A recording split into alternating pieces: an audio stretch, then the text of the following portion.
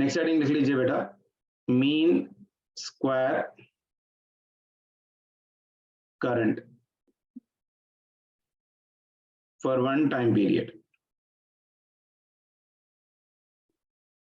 for your one time period. Important formula बेटा, mean of the square of your current for one complete time period. Mean कैसे लिखते हैं बेटा, mean लिखते हैं आई एवरेज, इसको मीन बोलते हैं, उसका स्क्वायर करना है, isn't it? मीन एवरेज और उसका square, that is equals to integral of your mean का I square into your dt divided by integral of your dt for one complete cycle. So 0 से लेके t तक, 0 से लेके t तक. Current का फॉर्मूला क्या होता है बेटा, I is equals to I naught into sin of your omega into t, sinusoidal के लिए, so that will be equal to your integral of, this will be your I naught square into sin square omega into t into your dt divided by integral of dt is nothing but t. ये limit हो गया 0 से लेके t तक. तो इसमें क्या मैं आई नॉट स्क्वायर बाहर निकाल सकता हूँ, आई नॉट स्क्वायर, ये हो गया integral of sine square omega t into your d t, limit are 0 to t, ये हो गया डिवाइडेड बाई टी. तो मैंने कल बताया था कि integral of sine square omega T क्या होता है बेटा, वन कंप्लीट साइकिल के लिए इसकी पूरी वैल्यू क्या हो जाती है, याद है, 1/2 हो जाएगी, है कि नहीं. So that I can write this value as a right now for the given condition. अगर मैं इसके लिए लिख रहा हूँ तो क्या बन जाएगा बताइए, I naught square integral of your sin square omega t into dt will be equal to your t/2, ठीक है ना. तो ये बन गया मेरे पास I naught square divided by t into your t divided by 2, क्योंकि इंटीग्रल 0 to t है ना, तो ये t कैंसिल हो जाएगा, तो ये आ गया मेरे पास I naught square divided by 2, ठीक है ना. इज इट क्लियर, यानी mean of square of a current for one complete time period will be equal to I naught square divided by 2. ये important formula है बेटा, ये डायरेक्टली याद रखना है. mean of the square of the current का formula क्या बन गया, I naught square divided by 2. Clear है सभी को यहाँ तक, is it clear, is it clear. mean of square of the current for one complete time period मतलब I naught square divided by 2. Next one बेटा, root mean square current, root mean square current, ये direct formula as it is याद रखना है बेटा competitive examinations के लिए. ज्यादा डेप्थ में मत जाइए और ज्यादा डेरिवेशंस के पीछे मत भागिए, it will be of no use for the NEET and for the JEE mains. Direct results आप लोग याद कर लीजिए, मैं वैसे भी आप लोग को डिराइव कर रहा हूँ basically, but still final result ही अपने को यूज हो जाएगा. अब ये देखो बेटा, रूट करना है मीन का स्क्वायर करंट, इसमें यानी इसको हम लोग बोलते हैं आईआरएमएस करंट. आईआरएमएस करंट मतलब ये हो गया रूट, ऐसे लिख रहा हूं, square of your mean current, square of your mean current, ऐसा बोल, यानी that will be equal to under root of your square of the mean current. कितना होता है बेटा, I naught square divided by 2 हो गया, है कि नहीं, यानी that will be equal to I naught divided by root 2. So directly लिख सकता हूं मैं, आईआरएमएस ऑफ योर करंट का फॉर्मूला बन गया I naught divided by root 2. ये हो गया आईआरएमएस का करंट. आईआरएमएस का फॉर्मूला क्या हो गया, I naught divided by root 2 for one complete cycle के लिए हम लोग डिफाइन कर रहे हैं. एवरेज हाफ साइकिल के लिए डिराइव होता है, ये पूरा वन कंप्लीट साइकिल के लिए डिराइव होता है. क्लियर है बेटा सभी को, कुछ डाउट है इसके अंदर, is it clear for everyone, any doubt in this one to anyone?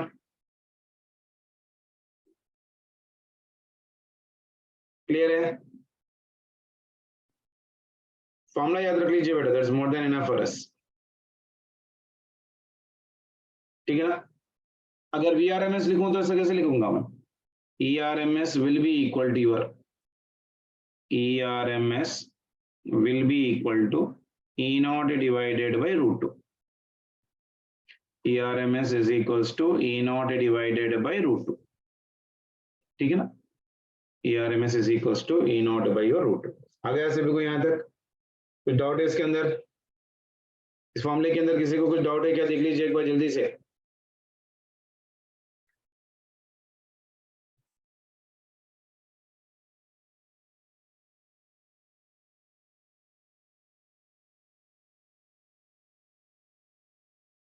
कोई डाउट है इसके अंदर किसी को? तो तीन फॉर्मुलेस आ गए आप लोग को। फर्स्ट वन इज एवरेज का I average is 2i0 divided by pi. उसके बाद मीन का mean of square of the current is i0 square divided by 2। Root mean square का IRMS is equals to I0 by root 2 और ERMS is equals to E0 by your root 2 part of relation। आ गया सभी को यहाँ तक? किसी को doubt है तीन फॉर्मुलेस के अंदर? चलिए एक छोटा सा एग्जांपल दे रहा हूं, देख लीजिए, ट्राई कर लीजिए। मान के चलो मेरे पास ऐसा क्वेश्चन है, the peak voltage in 220 volt AC source, 220 volt AC source is 220 volt AC। so peak मतलब क्या बेटा? ये पीक होता है। This one is known as of your peak EMF E, isn't it? This one is known as peak current। ठीक है ना? चलिए, the peak voltage in 220 volt AC source यानी VRMS इज इक्वल्स टू मेरे पास है V0 divided by root 2। इसको हम लोग ERMS भी लिख सकते हैं बेटा, VRMS भी लिख सकते हैं। यानी V0 विल बी पीक ना बेटा, so peak is equals to root 2 into VRMS, यानी that will be equal to root 2 into your 220, that is 220 into your root 2। So that value will be equal to 220 into root 2 की value 1.414। इसको कर लीजिए, will be getting some around 3 into 10, 310 volt। आ गया? Is it clear? चल और एक question देख लीजिए बेटा इस पे जल्दी से। मान के चलो an alternating EMF, an alternating EMF यानी AC EMF is given by V is equals to V0 into sin omega t beta, okay, which has a peak value of 10 volt, okay, और इसकी frequency है and frequency is 50 hertz। ठीक है? The instantaneous EMF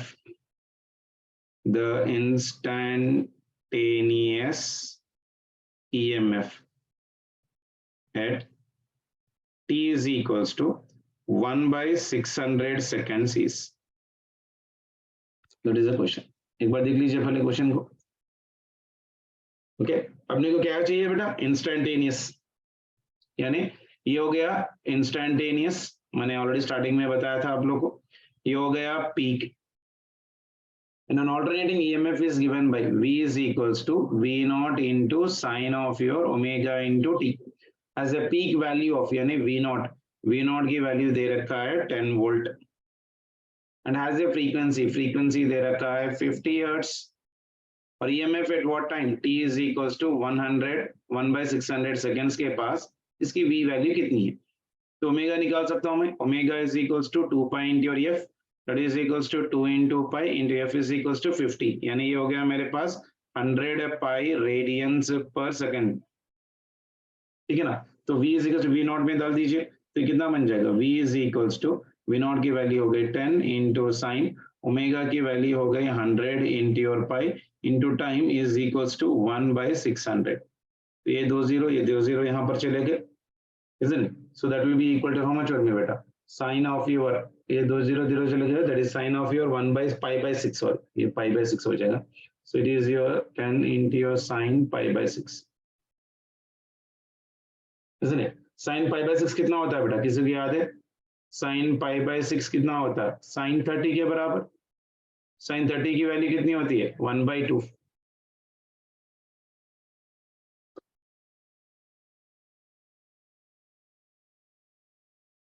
हाँ भेज दूंगा बेटा। तो ये वैल्यू कितनी बन गई बेटा? 10 divided by 2, that will be equal to 5 volt. Clear है? Is it clear?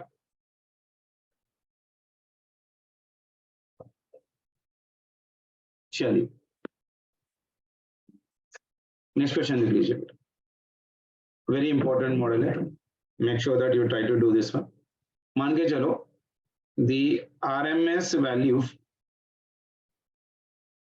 Of an AC of 50 hertz is 10 amperes. The time taken by the alternating current यानी AC in reaching from 0 to maximum, from 0 to maximum, 0 to maximum कितने time में लगेगा बेटा? π/4 कल पढ़ाया था मैंने, ठीक है ना। and the peak value of current, and peak value of current will be how much? पहले क्वेश्चन समझिए अच्छी तरह से, read the question carefully। मैंने क्या बोला? the RMS value of an AC of 50 hertz यानी फ्रीक्वेंसी दे रखा है, फ्रीक्वेंसी is your 50 hertz। इसका पूछ रहा है RMS, isn't it? That is nothing but of your RMS value of your alternating current पूछ रहा है, यानी पूछ रहा है मेरे पास IRMS will be equal to your how much? Clear है?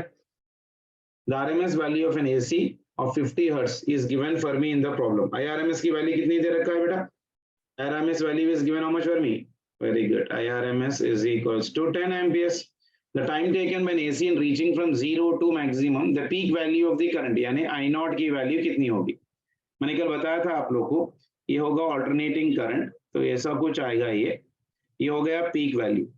एक साइकिल में 0 से लेकर T होता है, उसका आधा T/2 होता है, मैक्सिमम T/4 के पास होता है, तो ये हो गया maximum value of your current I0 at what time? T/4। Frequency दे रखा है, IRMS दे रखा है, तो क्या मैं फ्रीक्वेंसी दे रखा तो क्या टाइम पीरियड निकाल सकता हूँ? The reciprocal of frequency is time period, यानी 1/50 हर्ट्ज। 1/50 मतलब अप्रोक्सीमेटली 0.02 सेकेंड्स लगा उसके लिए। So time taken to reach this one will be equal to how much बेटा? मैक्सिमम के लिए T/4, यानी that will be equal to 0.02 divided by 4 कर दीजिए, so that will be equal to how much for me? 1/4 0.2 यानी 5 into 10⁻³ seconds, ठीक है ना। इतने टाइम पे वो मैक्सिमम होगा। अब पूछ रहा है पीक वैल्यू, तो IRMS का फॉर्मूला तो मुझे पता है, IRMS is equals to I0/√2, तो मुझे निकालना क्या है? पीक वैल्यू यानी I0 is equals to √2 into your IRMS, so that is equals to √2 into IRMS की वैल्यू दे रखी है 10, यानी the answer will be 10 into √2, यानी that will be equal to 10, √2 की वैल्यू 1.414, यानी this will be equal to your 14.1 ampere। What an idea? Is it clear? Any doubt in this one to anyone? बन गया बेटा?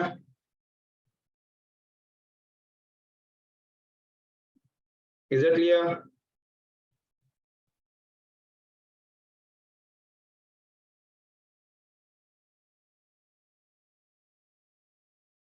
किसी कुछ doubt है इसके अंदर?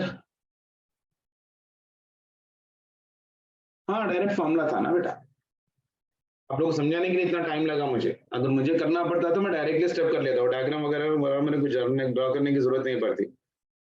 अगर मैं डायरेक्ट लिख देता तो आप लोगों को समझने में मुश्किल होती, तो इसलिए मुझे इतना सारा डिटेल में करना पड़ा, वरना मुझे उतने सारी डिटेल में करने की जरूरत ही नहीं पड़ती, ठीक है। फिर टाइम पीरियड क्यों? क्योंकि IRMS इज इक्वल्स टू, यहाँ पर देखो, the time taken by the AC in reaching from 0 to the maximum पूछ रहा है ना। दो क्वेश्चन पूछा है इसके अंदर, एक तो टाइम पूछा है, उसके बाद पीक वैल्यू पूछा है। पीक वैल्यू पूछा तो डायरेक्ट फॉर्मूला हो जाएगा। ये सेकंड क्वेश्चन है, number B.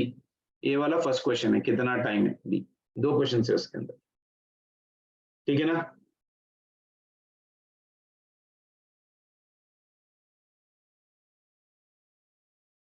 Is it clear? Any doubt to anyone in this one? Sure.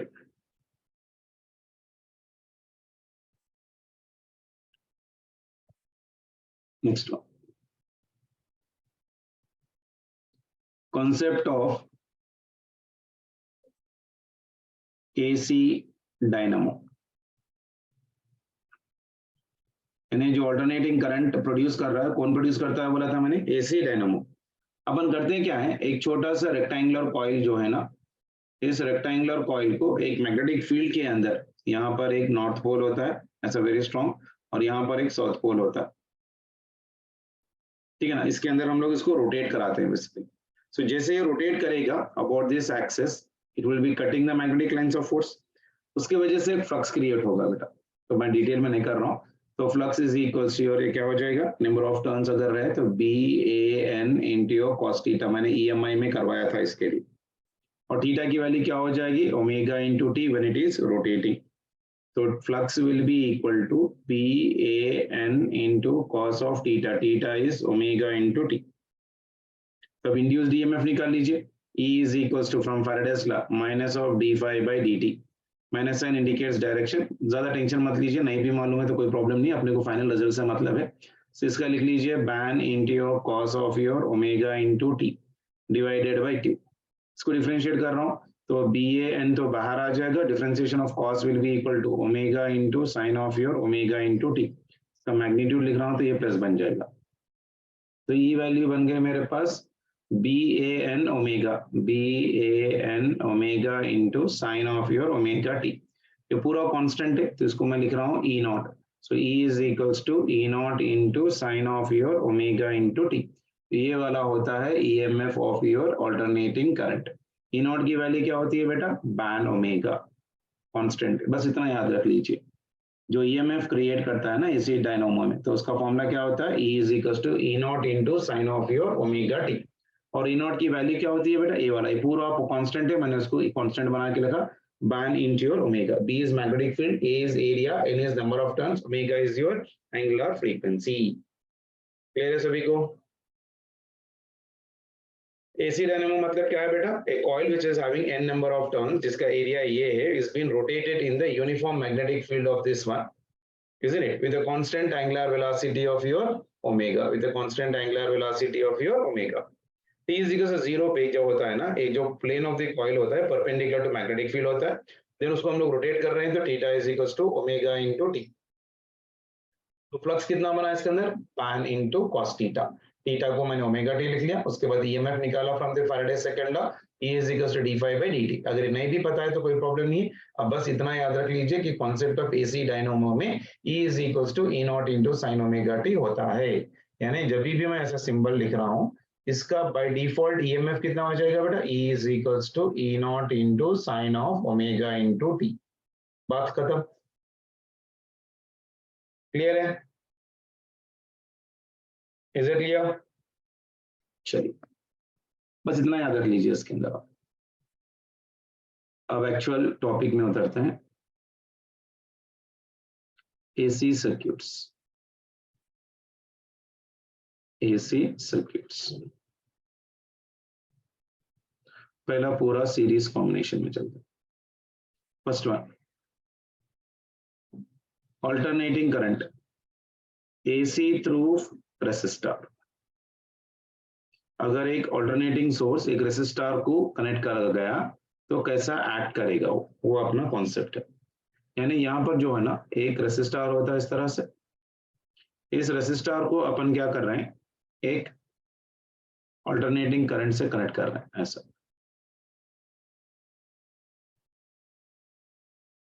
ये हो गया रेसिस्टर आर। तो इसका EMF कितना बन गया, E is equals to E naught into sine omega into t. तो इसमें से करंट निकलेगा, तो ये जो करंट निकल रहा है तो यहाँ पर इस तरह से बहेगा, this one is of your right. तो करंट जैसे इसमें जाएगा तो ओम्स लॉ लग जाएगा। तो बाय डिफॉल्ट अपने पास EMF क्या है बेटा, E is equals to E naught into sine omega t. इस EMF की वजह से इसमें करंट प्रोड्यूस हुआ। तो करंट निकालो, करंट निकालने का तरीका I is equals to E by R from ohm's law. तो E की वैल्यू कितनी हो गई, E naught into sine omega t divided by R। अब देखो E नॉट बाय R क्या होता है बेटा, याद है आप लोग, E नॉट बाय R क्या होता है बेटा, I नॉट होगा। तो करंट जो आ जाएगा इसके अंदर, I is equals to I naught into sine of your omega into t. EMF भी साइन ओमेगा टी में है, करंट भी साइन ओमेगा टी में आया, यानी दोनों भी कौन से फेज में है बेटा, सेम फेज में, क्योंकि दोनों का वैल्यू साइन और साइन में आया। So both of them are in the same phase.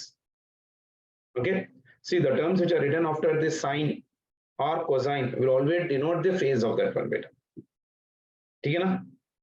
तो मैं यहाँ पर क्या बोल सकता हूँ, वोल्टेज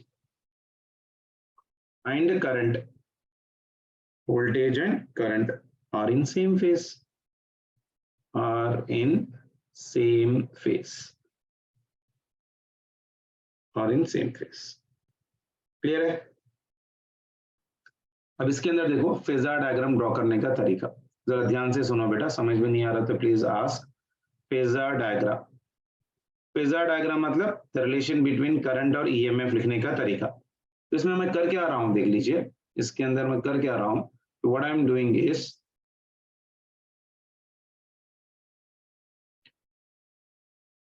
करंट जो है ना मैं कभी भी एक्स एक्सिस पे लिख रहा हूं, ऑलवेज बाय डिफॉल्ट, आप याद रख लीजिए। करंट में क्या कर रहा हूं, by default I am writing that one into your,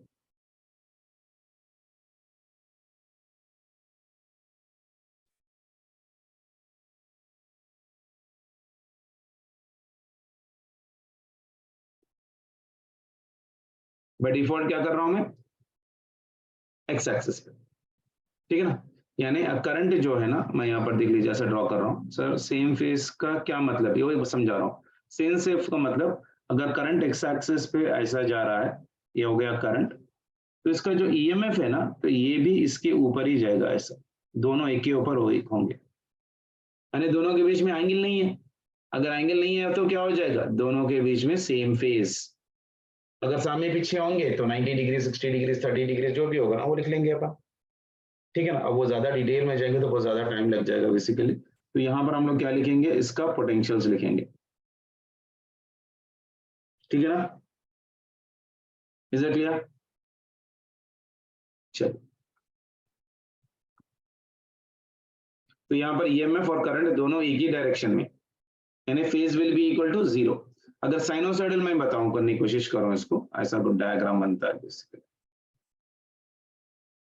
यहाँ पर हो जाएगा मेरे पास करंट, यहाँ पर हो जाएगा मेरे पास पोटेंशियल, तो ये हो गया टाइम। तो यहाँ पर मैं पोटेंशियल ले रहा हूँ यानी ई, और मैं करंट ले रहा हूँ आई, दोनों सेम फेज में है, यानी अगर करंट इस तरह से है तो ईएमएफ भी उसी तरह से होगा, उसी के ऊपर ही हो जाएगा, ऑलमोस्ट ऑल सेम फेज, ऐसा दोनों एक के ऊपर एक, तो यहाँ पर जो है ना, यहाँ पर आई नॉट भी यहीं पर है और ई नॉट भी यहीं पर है, ठीक है ना, दोनों सेम फेज में है, ऐसा मतलब एक के ऊपर अगर अप्लाई कर रहे हैं तो that will be in the same phase. बस इतना याद रख लीजिएगा, whenever an AC is been connected with your resistor, अगर एक एसी रेसिस्टर से कनेक्ट कराता है तो उसका फेज क्या है अगर पूछा तो क्या बोलोगे, सेम फेज में है, क्योंकि ई की वैल्यू साइन ओमेगा टी में आई और आई की वैल्यू भी I naught into sine omega t में आई। फेजर डायग्राम जब लिख रहे हैं तो करंट आप कभी भी एक्स एक्सिस पे क्या लोगे, करंट लोगे, उसके हिसाब से आप ईएमएफ देखो कि अहेड हो रहा है कि लैगिंग हो रहा है या सेम है। अगर दोनों सेम है तो एक के ऊपर हो जाएंगे, तो पैरेलल, तो इन दोनों के बीच में फेज एंगल कितनी बन गई, जीरो। क्लियर है सभी को। चलिए नेक्स्ट टॉपिक है इसका AC through, second one, AC through inductor. अगर एक ऑल्टरनेटिंग करंट एक इंडक्टर को कनेक्ट कर दिया जाए तो क्या होगा, इसका फिर से डेरिवेशन है, उसका डेरिवेशन पे आप टेंशन मत लीजिए, don't bother about the derivation, just remember the diagram. मेरे पास इंडक्टर होता है, इस सिंबल को हम लोग इंडक्टर बोलते हैं, represented by L, and this is connected to your alternating source of your EMF. ऐसा कुछ समझ में नहीं आ रहा तो पूछ लीजिए बेटा, मैं आपको ज्यादा मैथमेटिकल कैलकुलेशन में नहीं लेके जा रहा, यही डर के कि आप लोग और ज्यादा कंफ्यूज ना हो जाए, तो मैं इसको जितना सिंपल होना चाहिए उतना सिंपल रखने की कोशिश कर रहा हूँ। तो ये जो नॉन सोर्स ऑफ ईएमएफ होता है, E is equal to E naught into sine omega t, और ये होता है इंडक्टर, तो इसकी वजह से इसमें करंट बहेगा, that is equals to your I, ठीक है ना। तो बाय डिफॉल्ट ईएमएफ है मेरे पास कितना बेटा, E is equals to E naught into sine of your omega into t. अब किरचॉफ लॉ वगैरह हम लोग लिख के डिराइव करते हैं कि इसमें जो करंट आता है that will be come out for me, I is equals to your I naught into your sine of your omega t minus pi by 2। अब ये मत पूछिए कि सर ये इसका आया कैसा डेरिवेशन, अगर मैं आपको करवाऊंगा भी तो फाइनल में आपको यही याद रखना है। अगर आपको चाहिए इसका डेरिवेशन कैसा आया तो मेरे पास एक रिकॉर्डेड लेक्चर है जो लास्ट ईयर मैंने पढ़ाया था, वो मैं आप लोग को शेयर कर दूंगा, आप लोग इंटरेस्टेड है तो गो थ्रू कर लीजिए, वरना जितना मैं पढ़ा रहा हूँ उसको आप लोग उतना ही काट बांध के कर लीजिए, दैट्स मोर देन इनफ। अब इसके पीछे पढ़ोगे कि सर इसका डेरिवेशन कराइए वगैरह, तो उसके साथ टाइम वेस्ट होगा, जो आपको फाइनली भी यूज ज्यादा नहीं होगा। तो ये वाला बेसिक ये इक्वेशन होता है बेटा, और उसको हम लोग किरचॉफ लॉ लगा के जब डिराइव कर रहे हैं तो अपने को करंट क्या आ रहा है, आई इज इक्वल टू, दोनों भी साइन में है, लेकिन करंट देखो बेटा omega t minus pi by 2 में, यानी करंट क्या कर रहा है, लैग कर रहा है यहाँ पर। सो आई कैन से दैट, ये पॉइंट अपने को याद रख लेना है, current is lagging, current is lagging by 90 degrees with EMF. Is that clear? Current is lagging by 90 degrees with your EMF. इसका फेजर डायग्राम ड्रॉ कर लीजिए, मैंने क्या बोला था, ऐसा हम लोग एक कोऑर्डिनेट ड्रॉ कर लेते हैं बेटा, ये एक्स एक्सिस होता है और वाई एक्सिस होता है। एक्स एक्सिस पे मैंने क्या बोला था, अपन करंट लेते हैं आई, और वाई एक्सिस पे इसका पोटेंशियल। अब जब यहाँ पर करंट है, ईएमएफ कितना है बेटा, current is lagging by 90 degrees with EMF, और मैं ऐसा बोल सकता हूँ कि EMF of inductor is 90 degrees ahead, है कि नहीं, ये हेड है ना बेटा ये, तो यहाँ पर आ जाएगा मेरे पास ई, यानी ईएमएफ ऑफ व्हाट, इंडक्टर। तो दोनों के बीच में एंगल कितनी है, 90 डिग्रीज, जिसको हम लोग पाई बाई 2 लेते हैं, ठीक है ना।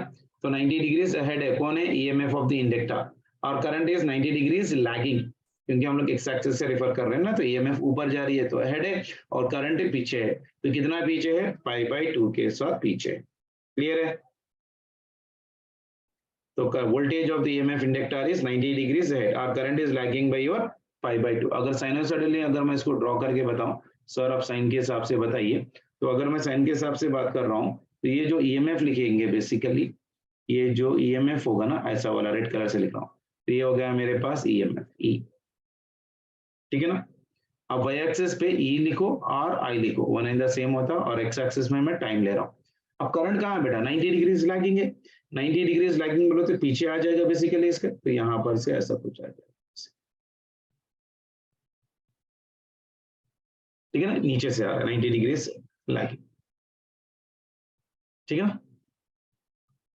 इसके अंदर हम लोग एक टर्म याद रखते हैं बेटा, वेरी इंपॉर्टेंट, याद रख लीजिए, inductive, we defined a term here called as of here inductive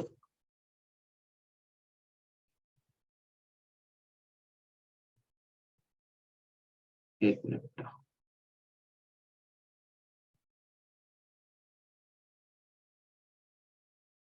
we defined a term here called as of your XL. XL is equals to L into omega. This is known as of your inductive inductance, or inductance बोल के याद रख लीजिए, that's more than enough for me. Clear है? XL is known as what? Inductive reactance. This is known as of your inductive reactance. जैसे resistor होता है ना, उसी तरह से XL is equals to your L into omega. Very, very, very, very important form. XL is equals to L into omega. और मैं ऐसा भी लिख सकता हूँ, SL is equals to L into 2 pi into your F. L is known as inductor and omega is your angular frequency, तो उसको हम लोग लिख सकते हैं 2 pi into your F. Clear है सभी को? Is that clear? Is that clear? Any doubt to anyone in this one? अगर AC थ्रू रेसिस्टर में जा रहा है तो फेज डिफरेंस कितना आ रहा है, 0, they are in the same phase. अगर AC पास कर रहा है थ्रू इंडक्टर, तो करंट क्या हो रहा है, current is lagging by 90 degrees with EMF, और EMF of the inductor is 90 degrees ahead. ये इतना सारा पूछता है, इसके अंदर एक टर्म याद रखना है अपने को, that is known as of your inductive reactance. Inductive reactance is represented by XL, XL is equals to your omega, ठीक है ना। Is that clear? कोई डाउट इसके अंदर किसी को? सेकेंड फेज डायग्राम ड्रॉ करो। हाँ देखो बेटा, फर्स्ट वाला क्या है, देखो E is equal to E naught into sine omega t, है ना। साइन ओमेगा टी का ग्राफ कैसा आता है, ऐसा आता है। उसके बाद करंट का ग्राफ क्या है, I is equal to I naught into sine omega t minus pi by 2 से। -π/2 मतलब कहां से स्टार्ट हो जाएगा बेटा, नीचे से स्टार्ट हो जाएगा समवेयर, वो लैग कर रहा है ना बेसिकली, तो -π/2 यानी यहां से कहीं से स्टार्ट हो जाएगा, सब कुछ लैगिंग हो रहा है, माइनस में है ना बेटा, नीचे से स्टार्ट हो रहा है। क्लियर है? ये I वर्सेस T का ग्राफ है और ये E वर्सेस T का ग्राफ है, दोनों को मैंने मिला के लिखा हुआ। ये रिप्रेजेंट करेगा करंट, करंट नीचे है तो लैग कर रहा है और EMF उसके ऊपर है तो अहेड है। कितना अहेड है? 90 डिग्रीज। ठीक है ना, इतना याद रख लीजिए, बट काफी है, ज्यादा टेंशन मत लीजिए फिर उसके बाद। ठीक है ना? Doubt to anyone?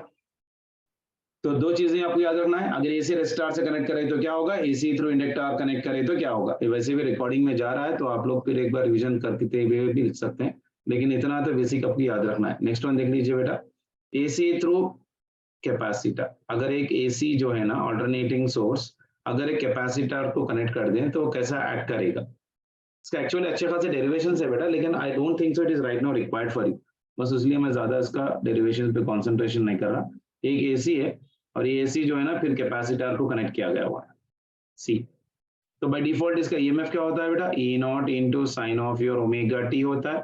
तो मैं पहला वाला इक्वेशन एज इट इज लिख रहा हूँ, E is equals to E naught into sine omega into t. Capacitor से चार्ज निकलेगा, इसको इंटीग्रेशन वगैरह करके हम लोग एक करंट निकालते हैं, उसका फॉर्मूला बनता है मेरे पास, I is equals to I naught into your sine of your omega t plus π/2, इतना याद रख लीजिए काफी। current through capacitor is 90 degrees ahead of your EMF, inductor में 90 डिग्रीज लैग करेगा। ठीक है ना, दिस इज योर EMF और current is right now omega t plus π/2। ठीक है ना, is it clear? So what I can write here right now, in this one right now the current is leading the voltage by π/2, so I can say here current is leading voltage, current is leading voltage by π/2, or I can say that EMF of capacitor is 90 degrees lagging, यानी पीछे कितना 90 degree, यानी phasor diagram कैसा होगा, ऐसा अगर मैं phasor diagram draw कर रहा हूँ, एक्स एक्सिस पे कभी भी टाइम ले रहे हैं और जो इंडक्टर थ्रू कैपेसिटर है ना 90 डिग्रीज लैग कर रहा है नीचे और करंट इज 90 डिग्रीज अहेड। ठीक है ना, इतना याद रख लीजिए, this more than enough. Current is leading the voltage by π/2 और else I can say that EMF of capacitor is 90 degrees lagging। ये पूछता है बेटा रेगुलरली, इतना बेसिक तो आप लोग को याद रखना है। इसके अंदर एक और एक टर्म डिफाइन करते हैं हम लोग, XC। XC is known as 1/C omega। XC is known as 1/C omega। XC is known as of your capacitive reactance। This is called as of your capacitive reactance। Capacitive reactance, very important। XC is equals to 1/C omega। XL is equals to L omega। XC is equals to 1/C omega। Clear है? ये तीनों आप लोग को याद रखना है बेटा, इतना आप लोग आज के लिए खत्म कर लीजिए, काफी है। एसी अगर थ्रू रजिस्टर कनेक्ट कर रहे हैं तो फेज क्या होगा, वोल्टेज और करंट के बीच में सेम फेज होगा। अगर एसी थ्रू इंडक्टर पास कर रहे हैं तो current is lagging by 90 degrees और EMF of inductor is 90 degrees ahead. इसमें एक टर्म डिफाइन करते हैं known as inductive reactance represented by XL. XL is equal to L into omega, omega की वैल्यू 2 पाई इंटू एफ। ठीक है ना, और एसी थ्रू कैपेसिटर अगर मैं लिख रहा हूँ बेसिकली, तो current is 90 degrees ahead of EMF और EMF of the capacitor is 90 degrees lagging। अगर साइनसॉइडली अगर मैं इसका ग्राफ ड्रॉ कर रहा हूँ बेसिकली, तो इस ग्राफ के लिए कंडीशन क्या हो जाएगा बताएंगे कोई? Who is ahead बेटा? करंट इज अहेड, तो यहाँ पर इसका डायग्राम ऐसा ड्रॉ करते हैं। तो ये हो गया मेरे पास बाय डिफॉल्ट EMF E, और इसका जो करंट है दैट इज 90 डिग्रीज अहेड है बेसिकली, यानी यहाँ से अगर जा रहा है तो ऐसा हो जाएगा। तो ये जो ब्लू में लिखा है ना, this is your current. So current is 90 degrees ahead और EMF is 90 degrees lagging. Clear है? XC ऐसा भी लिख सकता हूँ ना बेटा, XC is also equal to 1/C, omega की वैल्यू कितनी होती है 2 pi into your F। So this will be your XC। XC is equals to C into your 2 pi into your F। ठीक है ना, बस ये तीन आज की क्लास तक आप याद कर लीजिए। ये नोट्स मैं आप लोग को भेज देता हूँ। आप लोग को नोट्स नहीं भेजा, मैंने भेजा था शायद, देख लीजिए एक बार आप। ठीक है ना, यहां तक क्लियर है सभी को? कुछ डाउट है किसी को? उसमें देख लीजिए बेटा एक बार। ठीक है, आज भेज देता हूँ। आप लोग को बात समझ में आई आज? एक दो तीन मैंने तो प्रॉब्लम्स करवा लिया। कॉन्सेप्ट ऑफ डायनामो क्या होता है भाई, अगर एक कॉइल हम लोग एक मैग्नेटिक फील्ड में रोटेट कर रहे हैं तो उसका ईएमएफ क्या हो जाएगा, E is equal to E0 into sin omega t, और E0 की वैल्यू क्या होती है, बाय ओमेगा। B मतलब magnetic field, A is area, N is number of turns and omega is angular frequency. B is your magnetic field होता है। ठीक है ना, ईएमआई अगर नहीं पढ़े तो ये ज्यादा आप टेंशन मत लीजिए, इतना फॉर्मूला आप बस याद रख लीजिए। N is your number of turns and omega is your angular frequency. ठीक है ना, अगर एसी कनेक्ट कर रहे हैं सीरीज, फर्स्ट वाला, अगर AC is connected to resistor then current and EMF both are on the same phase, उतना याद रख लीजिए। और कभी भी फेजर डायग्राम हम लोग ड्रॉ कर रहे हैं तो करंट हम लोग बाय डिफॉल्ट एक्स एक्सिस पे लिख रहे हैं। पर यूनिट लेंथ है क्या? नहीं बेटा, नंबर ऑफ टर्न्स है खाली, नंबर ऑफ टर्न्स है, पर यूनिट लेंथ मतलब सोलेनॉइड का आएगा वो। ठीक है ना, चलिए, अगर एक ऑल्टरनेटिंग करंट इंडक्टर को कनेक्ट कर दिया जाए तो अपने को क्या पता चल रहा, करंट की वैल्यू जो है ना I naught into sine omega t minus pi by 2 आ रही है। इसका मतलब current is lagging by 90 degrees with EMF. ठीक है ना, so EMF of inductor is 90 degrees head, इतना याद रखना है आपको। इसके अंदर एक न्यू टर्म डिफाइन करते हैं हम लोग, known as of your XL. XL is known as of your L into your omega, XL is known as of what, L into your omega. और ओमेगा की वैल्यू क्या होती है, 2 pi into your F. XL को क्या बोलते हैं अपन, inductive reactance. ठीक है ना, अगर एसी थ्रू कैपेसिटर पास होता है बेसिकली तो करंट जो है ना 90 डिग्रीज अहेड आ रहा है, बेसिकली 90 डिग्रीज अहेड आ रहा है मतलब क्या हो रहा है, ईएमएफ इज लैगिंग है। देखो यहाँ पर जो डायग्राम में दिख रहा है आपको, EMF of the capacitor is 90 degrees lagging, नीचे है 90 डिग्रीज, ऊपर होगा तो अहेड, अगर करंट के साथ होगा तो जीरो। तीन डायग्राम्स आपको याद रखना है, बस ये तीन डायग्राम्स आपको याद रखना है। एसी थ्रू इंडक्टर जब जा रहा है बेसिकली तो ये क्या हो रहा है, दोनों के बीच में फेज एंगल जीरो। अगर इंडक्टर में जा रहा है तो देखो यहाँ पर inductor of the is 90 degree